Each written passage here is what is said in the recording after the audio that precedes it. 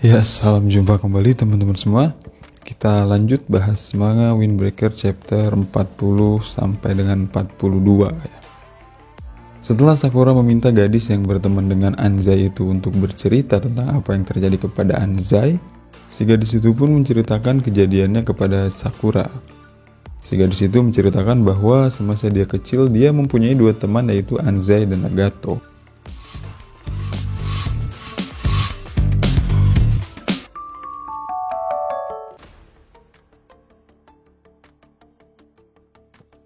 Mereka selalu bermain bersama sampai dengan waktu SMP. Si gadis itu menjelaskan bahwa temannya, yaitu Nagato, adalah orang yang baik dan cukup dewasa. Namun setelah lulus SMA mereka harus berpisah karena masuk sekolah yang berbeda. Setelah lama masuk SMA mereka sudah jarang ketemu. Anzai yang masuk ke SMA Furin sudah sepatutnya menjalankan tugas sebagai pelindung Furin. Di suatu kejadian saat Anzai sedang berjalan di sekitar Furin, Anzai melihat ada seorang yang menggunakan hoodie mencuri tas warga kota. Anzai pun langsung bergegas mengejar orang itu sampai ke ujung jalan. Anzai pun berhasil menangkap tangan si pencuri itu, namun betapa terkejutnya Anzai saat hoodie pencuri itu terlepas. Bagaimana tidak, ternyata pencuri yang Anzai tangkap itu adalah teman masa kecilnya, yaitu Nagato.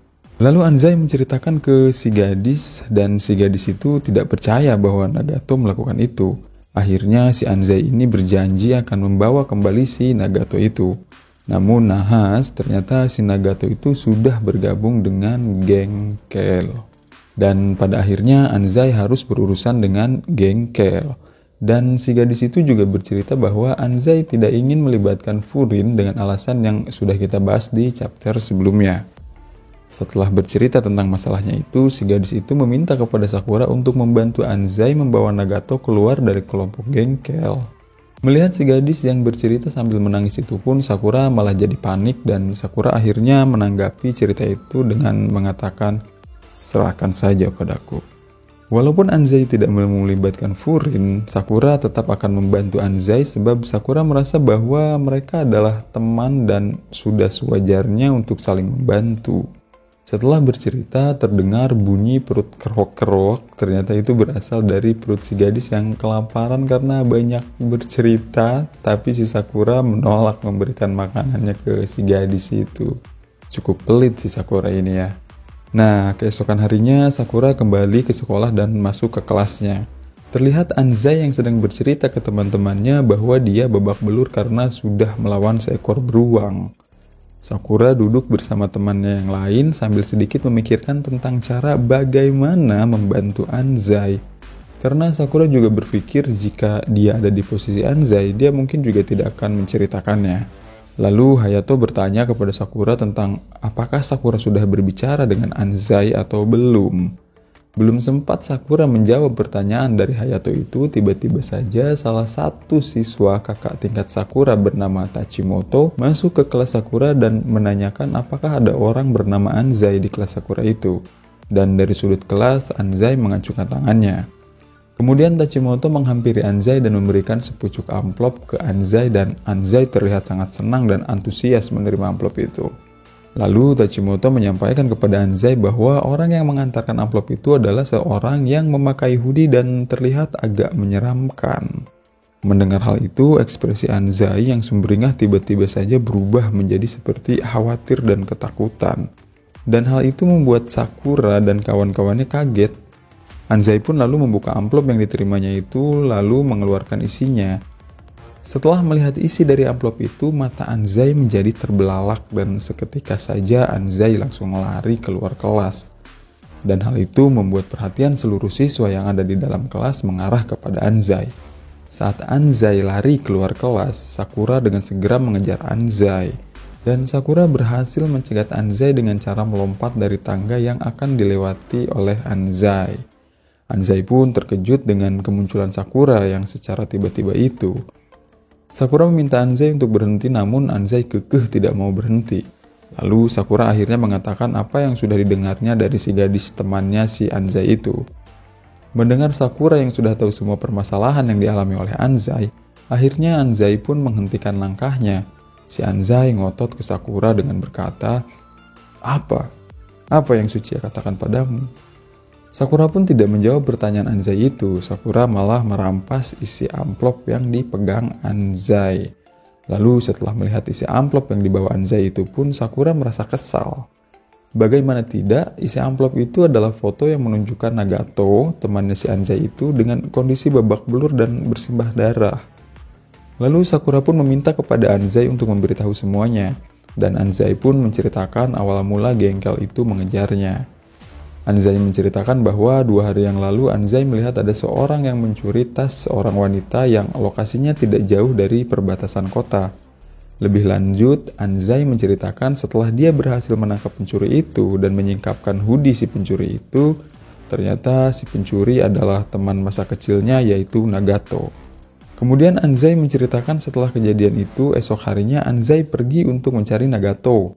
Dan saat melakukan pencarian, Anzai mendengar suara ribut-ribut di suatu gang di belakang gedung. Anzai pun pergi untuk melihat apa yang sedang terjadi. Setelah sampai di gang itu, Anzai pun terkejut karena suara ribut itu adalah suara kelompok Gengkel yang sedang mengancam Nagato. Anzai pun langsung refleks memberikan tendangan kerasnya kepada orang yang mengancam Nagato itu sampai terjatuh. Lalu Anzai mengulurkan tangannya dan mengajak Nagato untuk pergi bersamanya. Nagato yang diajak pergi oleh Anzai lantas malah menepis tangannya Anzai sambil berkata, "Apa yang kau lakukan?" Anzai pun bingung dengan respon Nagato yang seperti itu. Lebih lanjut, Nagato berkata bahwa hal yang dialami olehnya tidak ada hubungannya sama sekali dengan Anzai. Sambil menangis, lalu Nagato meneruskan omongannya itu dengan berkata, "Aku sudah memutuskan sendiri akan di sini. Jadi, kumohon jangan ikut campur." Mendengar hal itu dari mulut Nagato membuat Anzai tidak bisa berkata-kata. Dan setelah itu Anzai lari ke distrik perbelanjaan kemudian bertemu dengan Sakura dan kawan-kawan. Nah, untuk cerita yang ini kita bisa lihat di ulasan chapter sebelumnya. Dan mendengar cerita Anzai yang seperti itu, Sakura pun bertanya kepada Anzai, lantas kenapa Nagato tetap ingin berada di dalam kelompok itu? Padahal sudah jelas kelompok itu memperlakukan Nagato seperti sampah. Dan Anzai pun tidak bisa menjawab pertanyaan dari Sakura itu. Anzai juga mengatakan bahwa Nagato bukanlah orang yang cengeng. Nagato adalah orang yang baik dan orang yang cukup dewasa. Tapi saat Nagato mencoba menyerang Anzai, Nagato malah menangis. Dan menurut Anzai, hal seperti itu sudah cukup untuk menjadi alasan kenapa dia harus membantu Nagato. Dan di akhir ceritanya, Anzai menyampaikan tekadnya kepada Sakura untuk mengeluarkan Nagato dari Gengkel.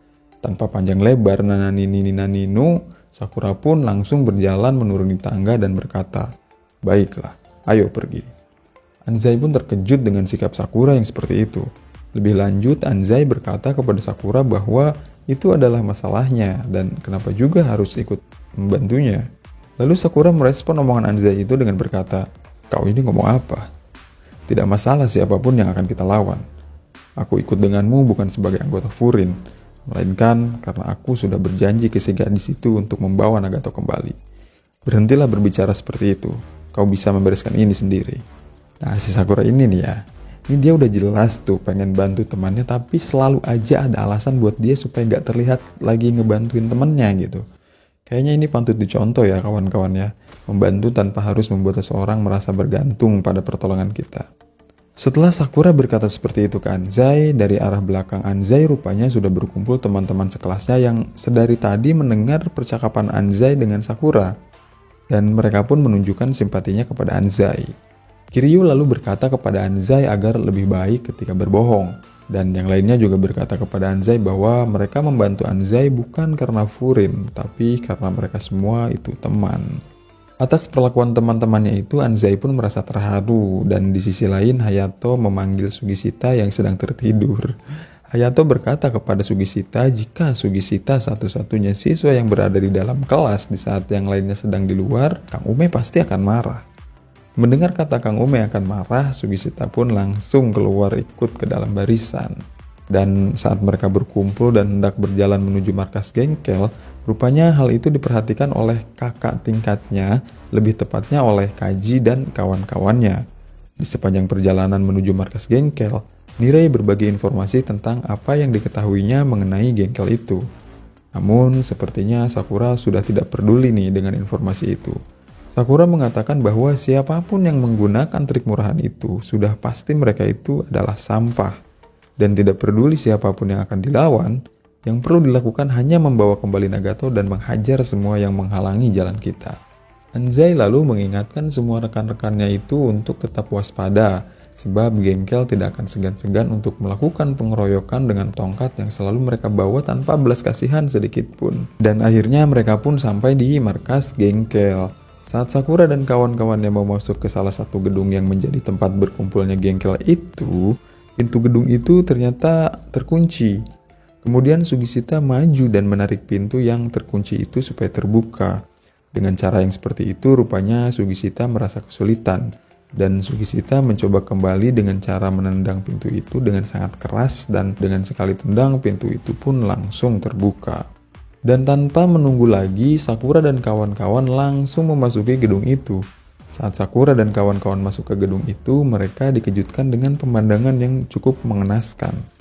Mereka disambut oleh kelompok Gengkel yang menunjukkan kondisi Nagato yang sudah babak belur persis seperti kondisi yang ditunjukkan di dalam foto yang diterima oleh Anzai. Anzai yang melihat itu pun tidak bisa menahan diri dan langsung berlari untuk menyelamatkan Nagato. Lalu salah satu dari anggota Gengkel itu berkata kepada Sakura dan kawan-kawan bahwa kelompok Furin harusnya berada di dalam kota untuk melindungi kota. Namun Sakura menanggapi ocehan itu dengan berkata bahwa Sakura dan kawan-kawan datang bukan atas nama Furin, tapi karena memang ada urusan yang lain, yaitu untuk meminta izin agar mereka menyerahkan Nagato. Lebih lanjut, Sakura berkata, jika mereka tidak mau menyerahkan Nagato, Sakura dan kawan-kawan akan membawa Nagato secara paksa dan akan menghajar semua kelompok Gengkel itu.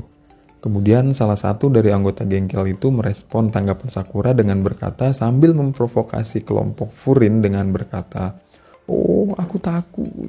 Kalian datang dengan orang banyak menyerbu markas kecil kami. Bukankah kalian bilang kalau kalian itu pelindung kota? Kalau begitu, kami juga harus melakukan hal yang sama." Lalu dari arah pintu masuk yang dirusak oleh Sugishita, muncul banyak anggota Gengkel dan berjalan masuk mengepung kelompok Furin dengan membawa tongkat baseball. Anzai yang melihat situasinya sudah terkepung kemudian meminta maaf kepada teman-temannya. Lalu Suga merespon permintaan maaf dari Anzai itu dengan berkata, "Kenapa kau meminta maaf? Masing-masing dari kita hanya perlu menghajar 3-4 orang dari mereka kan? Ini pasti mudah." Lalu Kiryu menimpali hal itu dengan berkata, "Ayo kita selesaikan ini supaya kita bisa cepat pulang." Lalu Hayato ngenotis Sugishita yang kelihatan sedang bersemangat. Dan Sugishita ngenotis balik Hayato dengan berkata, "Kang Ume tidak akan pernah memaafkan mereka karena perilakunya." Kemudian Sakura meminta teman-temannya untuk mundur jika mau mundur. Kawan-kawan Sakura yang mendengar Sakura berkata seperti itu malah merasa tertantang dan berkata, "Ayolah, kita tidak akan membiarkan ketua kelas mengatasi hal ini sendirian." Lalu Sakura dan teman-temannya berteriak, "Jangan meremehkan Furin." Oke, sampai sini dulu pembahasannya. Makasih buat yang udah nonton. Semoga teman-teman semua selalu berada dalam kondisi yang berlimpah rezeki, selalu diberikan kesehatan dan kebahagiaan bersama dengan keluarga tercinta. Dan salam hormat dari kami. Akhir kata, Permios.